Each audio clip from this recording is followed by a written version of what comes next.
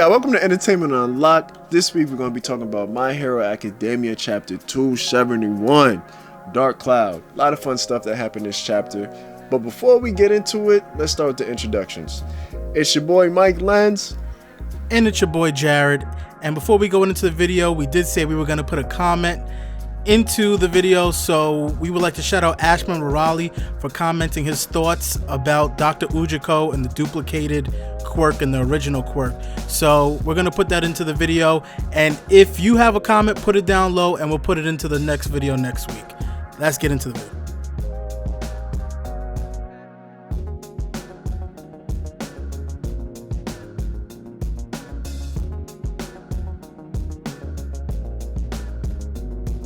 Okay, so you know what this starts off with. This starts off with pretty much Tokoyami acting off of instincts, flying straight out of Fat Gum to try and save Hawks.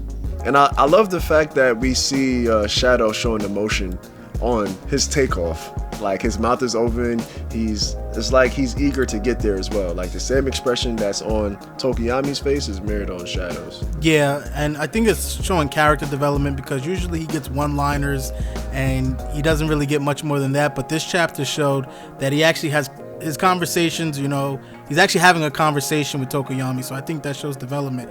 And I also like the fact that they also, Fat Gum mentions that no one's ever been able to really get out of his fat before. So this kind of shows that Tokoyami is progressing as a hero and that he's becoming a little more powerful. Yeah, definitely. We can see the growth in everybody, but yeah, Tokoyami is definitely like top tier characters in Class 1A. I don't know if people notice, but like Fat Gum's like expressions and lines is like so. Like, it's so needed in all this seriousness, because like he's like, how you think you're gonna dine and dash me? Like, yeah, his little he's like a you know, the uncle at the party. He's got those one-liners for you. Yeah, you know, them sneaky one-lines that you just get that little chuckle going. But yo, the next panel, it cuts straight to a crying Shadow over Hawks. Yeah, we'll cut back to the present time, and it's not looking too good for Hawks, man. Hawks' back is like, it's done up, finished, finito. There's nothing there. Like, and it makes me think, like, did he burn his back bad enough to the point where he can't use or regrow his feathers or anything? Like, yeah, and this, I love when artists do this and people put this into their story, because we know that Horikoshi's not afraid to kill off a character, you know, or he's not afraid to make a character lose their powers. So that kind of brings that tension into the scene. That's why, like, people are like, oh my god, is Miracle really gonna die? Is Hawks really gonna die? Because we know he's not afraid to pull that trigger on a character. That's a fact. And that's like really like, yo, that's like a hard line, like, difference between this and a lot of other like mangas.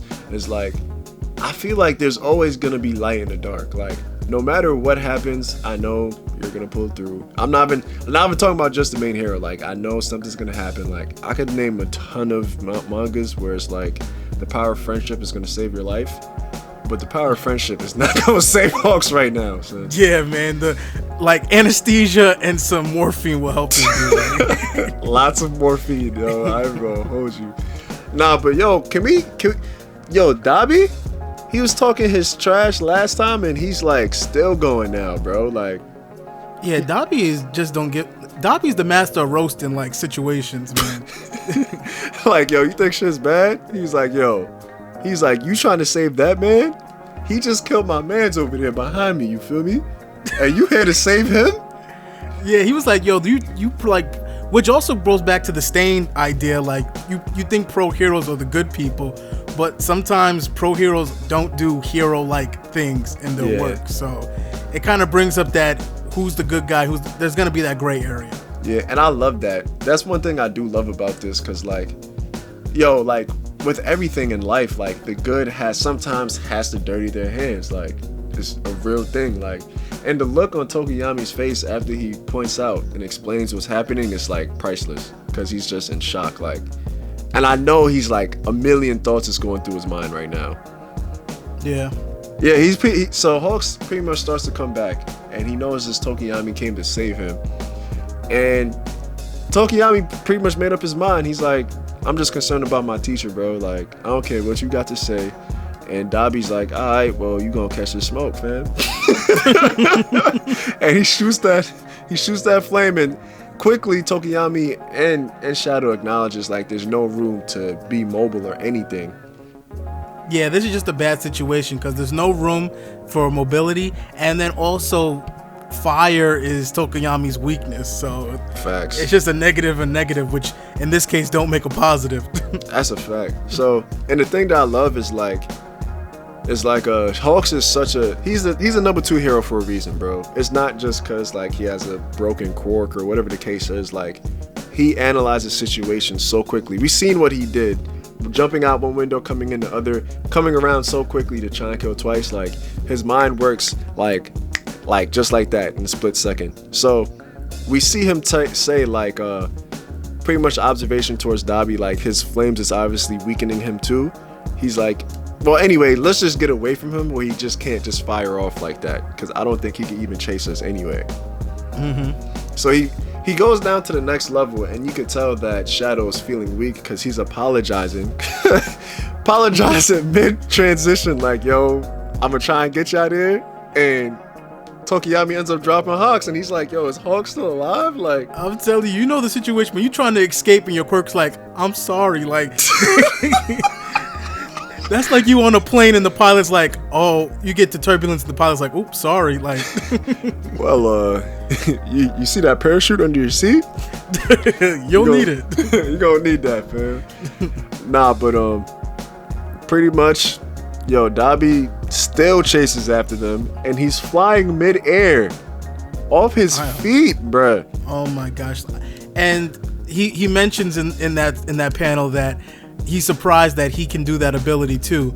So Horikoshi is just pounding the idea that Dabi and Endeavor are related, or there's some correlation between the Tokoyami and Dabi.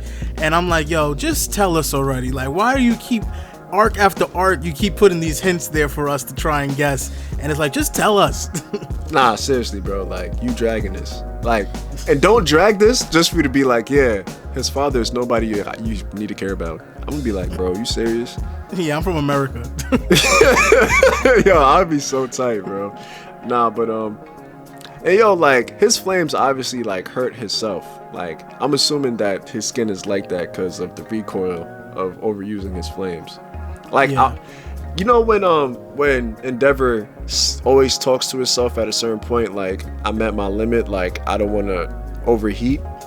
I wonder if this what happens if he would push himself past that limit. I'm pretty sure that's what the situation is, because even Dabi said, like, when he was fighting before that he was starting to go past his limit, and I think the person he was facing off said that he can smell his skin, like something burning. So I'm assuming that Dabi must be on morphine too, because I don't know if I could go into battle knowingly willing that I'm gonna burn my skin. I'll be a normal civilian, bro. I'll be a chef. I'll be a chef. That's what I was about to say. I'll own a pancake stand or something. Nah, for real. Like, I'm not trying to burn my skin. Nah, but yo, on a serious note, yo, Tokoyami, by the grace of God, you were not turned into barbecue chicken just now, bro. Yeah, he got saved. He got saved by I'm forgetting this ice guy's name, but pretty much his glacier smashes into the hideout, which gives him enough free time to some wiggle room, you know what I'm saying? Because he was about to get fried. And I gotta give it to Tokoyami. He knew the situation. He knew that was his only chance to escape, and he doesn't even look back. He just books it. Yep, and I love that. I love that. It shows that he's on top of things, you know what I'm saying? He's a quick thinker too. I really feel like him and Hawks like mirror each other a lot, and I love how like there's certain heroes and pretty much their pupils are like, legit, I'm passing on the torch to you. You're pretty much gonna be the next me. Facts. Yo, first off, this next panel, like, yo, when I tell you, like, you know, when you flip the page, you just like, you squint and you're like, wait, what the fuck am I looking at? Like, all you see, and the way it's drawn, I'm like, yo, whose yams is those? Mike over here told me that he said he thinks it's because it's quarantine, but that panel was looking type crazy. Yo, what? Yo, when I flipped to that page, I was like, bro, Damn, you got an OnlyFans? Nah, I mean, yo, my lady, you got an OnlyFans? Like, what's up? That's a fact. And my man, the way they drew Fat Gum looking, I know he's like, oh, I'm about to absorb the heck out of this. Like, yo, but he got the hell out the way. And he said, dodge. He said, some buns coming in hot. I said, oh my God. Yo, Mount Lady and Woods. Yeah, are they like a thing? You know, I don't want to talk about the My Hero rumor gossip, you know. Oh yeah, you're right. I'm TMZ, but I think they said I don't know if they said they are dating, but you know, there's something there, I think. Okay. All right, I hope Kamui Woods is black. But anyway, yo, is this the first time we've seen Homeboy's face with the ice? Don't get me wrong. I think his name is Getten, but I think this is the first time in the manga we've seen him without his hood on. Okay. Honestly, he has a cool character design though. Like it fits his quirk and stuff. Like he's pretty cool, and you can tell that like he's no pushover either, because he's powerful. Yeah. On top of that, he's able to observe what's going on. He's like, yo, don't y'all go rushing in. That's exactly what they want. You focus on the target and you get creative. Create an opening and attack from there. Like don't just rush in there reckless.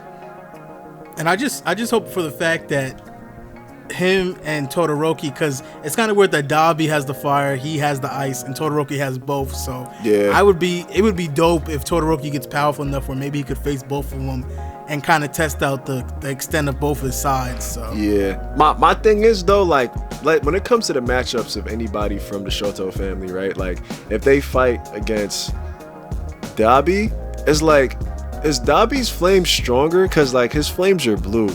And his flames is like called like, what's his flames called? It's called, what do you do when you put a cremation? Yeah, there we go. His flames is called cremation. So like, does that mean his flames is technically like automatically hotter because it's blue also? So like, I think it is, because in the first season of the anime, Endeavor says that he was fighting a Nomu, and I think he said he needed to make the flames hotter, and then he made his flames blue. So I think the blue flames do mean they're more powerful.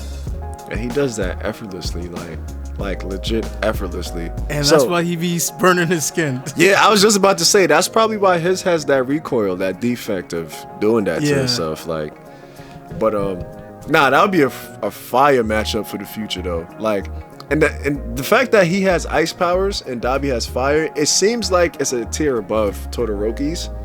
Because, like, I know Todoroki's still trying to work on his ice side even.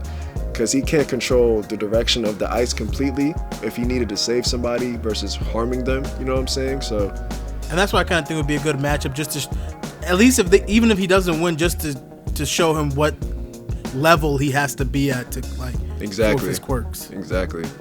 And yo, I'm not gonna lie to you, I really love like Tokoyami and Hawks' relationship, because like I've never seen Tokoyami act this way, bro, like ever.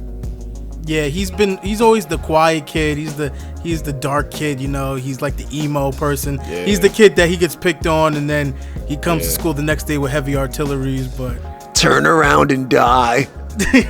He's that dude, low key. But the fact that he's crying in this scene and he's upset because of Hawks, you know, it just makes me scared for Hawks, but it also it kind of hits you a little bit on how much he does care for this person. That's a fact. Even the line that he says touched me, bro, when I read that, because he was like, yo, you're not dirty, Hawks. Like, he was like, I believe in you like everybody does. Like, you can't die on us. Like, you just can't. Like, you did what you had to do, because Twice would have killed everybody.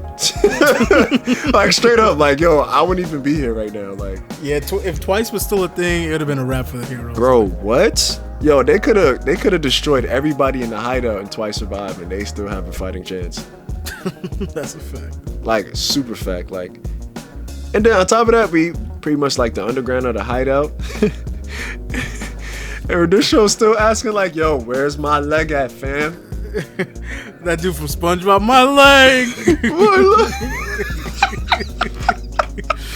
Bro, that dude stopped Ragnarok and he was like, my leg. And you would think of all the millions of dollars he has, he could have got the vibranium leg package, but Fam. He decided to cheap out for the copper legs. Bro, and what was his legs? It looked like his leg was on a fake leg that was attached by a piece of bubblegum. Like, bro. And on top of that, it looks like nobody's paying him any mind. And then, like, the last panel, we see why. Oh, yeah, bro. This is what gets you so hyped, because from the last panel, the last chapter, and now this, I'm like, oh, the heroes are about... The things are about to turn. The heroes are about to get their asses whooped. That's a fact. That's a fact.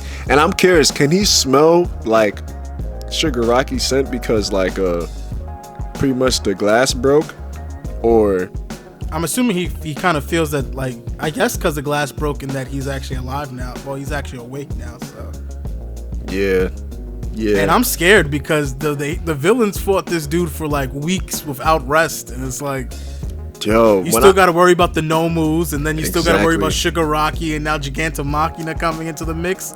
Bro, it's like things is not looking good. All I hope is that Gigantomachina's focus is on like Shigaraki, like I need to save the king or whatever. You know how his loyalty just has no end. Like if he goes into berserk mode or Shigaraki's like kill them, oh my gosh, bro, it's a wrap. And he don't get tired, bro. I know, right? Like I don't think people understand. Like, you know, like, oh, we fought, okay, let's recover, come back, or we did what we had. No, Gigantomachia is coming to your crib, bro. Like, yeah, he's a berserker, man. He's what's that dude from X-Men? Juggernaut. Yeah, Juggernaut on all types of steroids, bro. Roids, right? And on top of that, like, bro, like, I think you said it before, like, if Eraserhead looks at him, he's gonna be like, bro, like, I swear he shouldn't be this freaking strong still. Like, he's probably like, oh, you think my strength comes from my quirk? Oh, you messed up. Oh yeah, it's quiet. Y'all looking to die. Like, oh yeah, and I just want to bring up this theory real quick. It's a little far-fetched, but going back to the flashback of when One for All received this power from All for One. And saying these names back to back is going to be a tongue twister, so bear with me. But All for One took the powers from one man who said his powers was hindering his life and gave it to another man who didn't have any quirk at all. And you can see the undying, the desire to be loyal to this man from that, right? And I believe the first person he gave quirks to had spikes, which looks very similar to Gigantomachia's spikes. So I'm thinking that this is the first person that he gave his power to in the flashback that we had of One for All witnessing his brother's power. Which would explain why he's so loyal to All for One. So. And I like, yo, he must have stockpiled a ton of quirks in this dude. Like if he's like a different type of druggie compared to everybody else, bro. Like, facts. Nah, but on a serious note, like, I know that last chapter, like, there was so much buildup for that chapter. And legit, that chapter was like 15 seconds, bro. So much buildup in that 15 seconds. To now jump to this, I know a lot of people would be like, come on, bro, I want to see what Shigaraki about to do, but I still give this chapter a 10. It was a great chapter. It quickly illustrated everything that happened after Tokoyami's coming up. But yeah, I give it a 10. Yeah, I would give it a 10 too, easy. It's not 11 or 12 out of 10 like I would usually say, but this chapter is good. And then that last cliffhanger where Gigantomachina finally stands in, and then you know it's about to go down, I got to give it a 10. Absolutely. Yeah, so, yeah, man, if you guys like what you heard, hit that like button, hit that subscribe button, And you know, if you have anything you want to put down in the comment section, drop it down in the comment section, and we will be taking one of those comments and putting into our next My Hero video. So drop that comment. Take care, guys. Peace.